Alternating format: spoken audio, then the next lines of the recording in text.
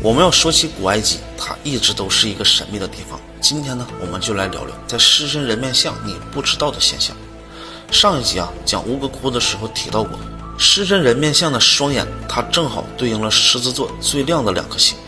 这并不是没有依据的。如果你现在去到古埃及，看到狮身人面像，它是矗立在沙土之上的。但是你不知道的是，在很多年前刚刚发现它的时候，它只有一个头在外面，身子是埋在地下的。那个时候都觉得是一个人像，设计没什么稀奇的。直到上个世纪30年代末，有一个埃及的考古学家觉得很奇怪，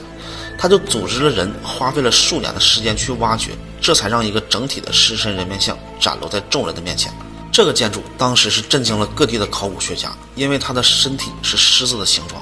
高21米，长57米，它的一个耳朵就有2米之高，全身上下除了狮爪以外，都是由天然的岩石雕刻而成的。而且考古学家当时还发现了一个很有意思的事，